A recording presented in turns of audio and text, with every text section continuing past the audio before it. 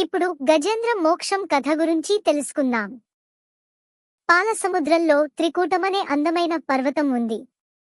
అది 10,000 ఆమడల పొడవు, అంతే వెడల్పు, ఎత్తు కలిగి త్రిభుజాకారంలో ఉంటుంది. దానికి బంగారం, వెండి, ఇనుము నిండిన 3 శిఖరాలు ఉన్నాయి. ఆ కొండ ఆకాశాన్ని అంటే పెద్ద పెద్ద కల్పవృక్షాల లాంటి చెట్లతో, గల్లు గల్లుమని మ్రోగుతూ పారే సెలయేర్లతో, మంచినీటి సరస్సులతో, రంగురంగుల రత్నాలతో, ధాతువులతో నిండి ఉంటుంది. ఆ త్రికూటం దేవతలను, యక్షులను, కిన్నెరులను కూడా ఆకర్షిస్తూ ఉంటుంది.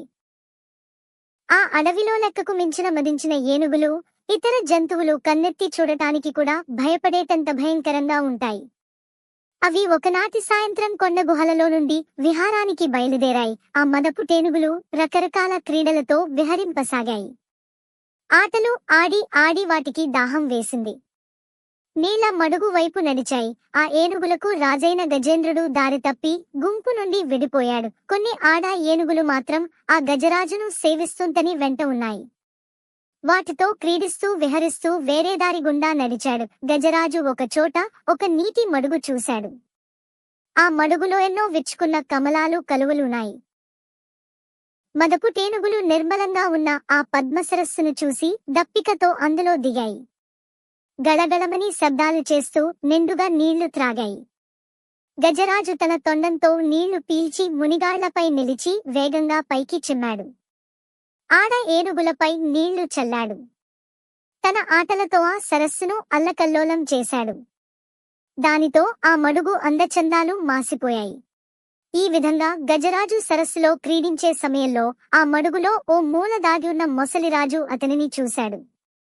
భుగ భుగ మనే చప్పుళ్లతో పెద్ద పెద్ద బుడగలు పుట్టి అలలు ఆకాశానికి ఎగిరి పడేటట్లు, గాలికి సుడిగుండాలు లేచేటట్లు తోక జాడించాడు. ఆ మకరరాజు గజరాజును వడిసి పట్టుకున్నాడు. గజేంద్రుడు మొసలి పట్టు తప్పించుకున్నాడు. ఏనుగు తన పొడవైన తొండంతో కొట్టిన దెబ్బకు మొసలి చావుదెబ్బ తిని నీళ్లలో పడిపోయింది. వెంటనే అది తేరుకొని ఏనుగు ముందరి కాళ్లు పట్టుకుంది. మొసలి ఏనుగును మడుగులోకి ఈడ్చింది. ఏనుగు మొసలిని గట్టుపైకి లాగింది.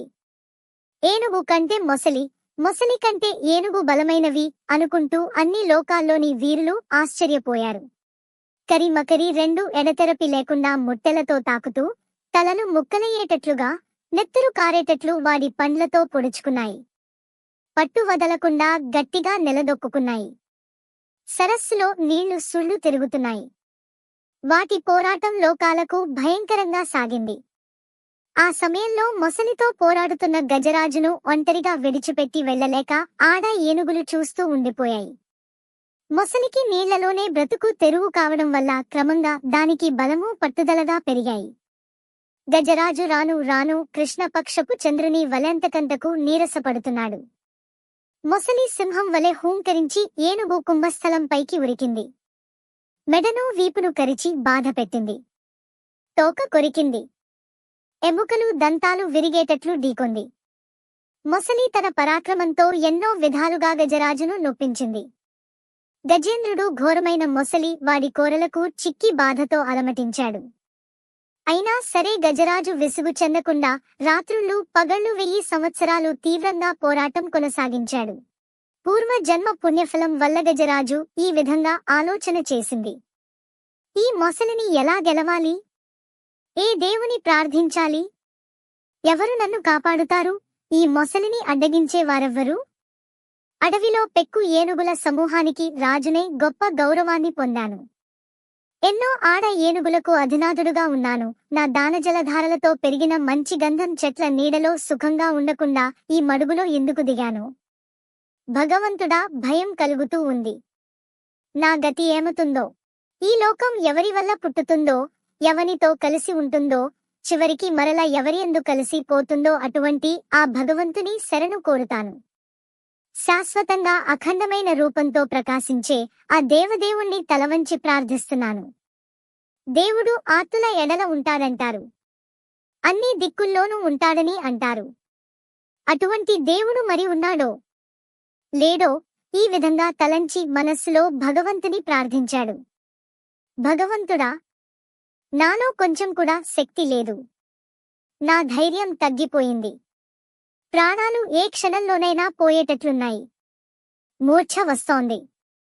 శరీరం చిక్కిపోయింది. నీవు తప్ప నాకు వేరే దిక్కు లేదు. రావయ్యా, కరుణించి నన్ను కాపాడవయ్యా అని వేడుకున్నాడు. ఆ సమయంలో కష్టాలలో చిక్కుకున్న వారిని కాపాడే భగవంతుడు శ్రీ మహావిష్ణువు వైకుంఠంలో అంతఃపురంలో ఉన్నాడు. అందులో ఓ ప్రక్కనున్న మేడకు దగ్గరలోని అమృత సరస్సు దగ్గర చంద్రకాంత శిలల అరుగుపై కలువ పువ్వుల పాన్పుపై శ్రీ మహాలక్ష్మితో వినోదిస్తున్నాడు. ప్రణయ కోపంతో లక్ష్మీదేవి చీరచెంగు లాగుతూ ఆమెను ఆట పట్టిస్తున్నాడు. భయంతో స్వాధీనం తప్పి కాపాడు కాపాడు అని ఆర్తితో విలపిస్తున్న గజేంద్రుని మొర విన్నాడు. గజరాజును కాపాడాలనే ఆతృతతో శ్రీహరి ఒక్కసారిగా త్రుళ్ళిపడి లేచాడు. కాపాడు కాపాడు అని భక్తుడు పెట్టే మొర ఒక్కటే వినబడుతోంది. అతనిని కాపాడాలని తొందరపడుతున్నాడు. లక్ష్మీదేవికి ఏమీ చెప్పలేదు. శంకు చక్రాలను చేతిలోనికి తీసుకోలేదు. సేవకులెవరినీ పిలువలేదు. గరుడవాహనం సిద్ధపరచుకోలేదు. చెవులపై జారిన జుత్తుముడిని సరిచేసుకోలేదు. ప్రణయ కోపంతో లేచి వెళ్లుతున్న లక్ష్మీదేవి చీర కొంగును వదిలిపెట్టలేదు. ఆయన గజరాజు మొరలన్నీ విని ప్రియురాలితో సరస సల్లాపాలు చాలించాడు. ఆకాశమార్గాన బయలుదేరాడు. విష్ణువు వెనుక లక్ష్మీదేవి, ఆ వెనుక అంతఃపుర స్త్రీలు, గరుడు, శంఖము, చక్రము, నారదుడు, విశ్వక్సేనుడు, వారి వెనుక వైకుంఠంలోనున్న మిగిలిన వారందరూ విష్ణుమూర్తిని వెంబడించారు. లక్ష్మీదేవి భర్త ఎక్కడకు వెళుతున్నాడో అడగాలనుకుంది, కాని అడగలేకపోయింది. ఆకాశమార్గాన వెళుతున్న విష్ణుమూర్తిని చూస్తున్న దేవతలు నమస్కారాలు చేశారు. కాని గజరాజును కాపాడాలనే తొందరలో మైమరిచి వారి మ్రొక్కులు కూడా అందుకోలేదు. అలా బయలుదేరి వెళ్లిన నారాయణుడు త్రికూటం చేరాడు. విష్ణువు మొసలిని చంపడానిక తన చక్రాన్ని పంపాడు. ఆ చక్రం దేవతలను కాపాడేది, భూమండలాన్ని వణికించే వేగం కలది, ఎదురు లేనిది. ఆ చక్రాయుధం రివ్వున వెళ్లి మొసలి తల నరికి వేసింది, దాని ప్రాణం తీసింది. మొసలి పట్టు విడిచిపెట్టడంతో గజరాజు ఉత్సాహంగా కాళ్లు కదిలించాడు. విష్ణువు తన పొడవైన చేతిని చాచి గజరాజును మడుగులో నుండి బయటకు రావడానికి సాయపడ్డాడు. అతని వెన్ను తట్టి బాధ పోగొట్టాడు. విష్ణుమూర్తి హస్తస్పర్శతో అతని శరీర తాపమంతా చల్లారిపోయింది. సంతోషంతో ఆడ ఏనుగులతో కలిసి ఆనందంగా ఘీంకారం చేశాడు. ఆ మొసలి ముని శాపం వలన కలిగిన తన మకర రూపం వదిలి హూహూ అనే గంధర్వుడిగా మారిపోయింది. ఆ గంధర్వుడు స్వామిని మిక్కిల భక్తితో కీర్తించి స్వామి అనుగ్రహం పొంది గంధర్వలోకానికి వెళ్లిపోయాడు. మొసలితో పోరాడిన గజేంద్రుడు పూర్వజన్మలో ఇంద్రజిమ్యుడనే రాజు. ద్రవిడ దేశాన్ని పరిపాలించేవాడు. అతడు గొప్ప విష్ణు భక్తుడు. ఒకనాడు ఏకాగ్రతతో విష్ణు ధ్యానం చేస్తూ మైమరచి ఉన్నాడు. అక్కడకు వచ్చిన అగస్త్య మహర్షిని గమనించలేదు. దానికి ఆ మహర్షి కోపగించి అజ్ఞానంతో కూడిన ఏనుగుగా పుట్టమని శపించాడు. ఇంద్రద్యుమ్నుడు గజరాజుగా, అతని సేవకులు ఏనుగులుగా పుట్టారు. రాజు ఏనుగుగా పుట్టినప్పటికీ విష్ణు భక్తి వల్ల అతనికి ముక్తి లభించింది. గజరాజును కాపాడిన తరువాత శ్రీహరి చిరునవ్వు చిందిస్తూ లక్ష్మీదేవితో, ఇతరులకు మొరపెట్టుకోకుండా నన్ను విడువకుండా ప్రార్థించిన వానిని నేను రక్షిస్తాను. ఇది నీకు తెలుసు కదా అన్నాడు. లక్ష్మీదేవి, నీవు సమస్తానికి ప్రభువైన వాడవు. నీ పాదాలను మనస్సులో ఉంచుకుని పూజించడమే నా పని.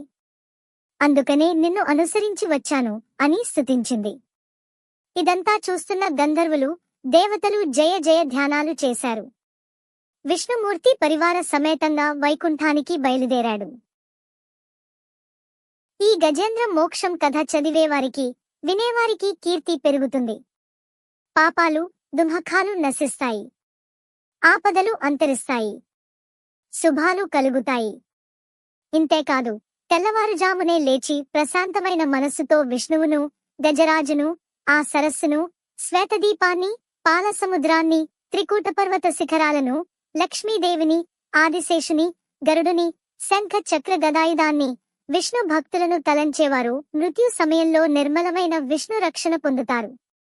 మీకు కథ నచ్చితే లైక్ చేయండి, సబ్స్క్రైబ్ చేయండి మరియు సపోర్ట్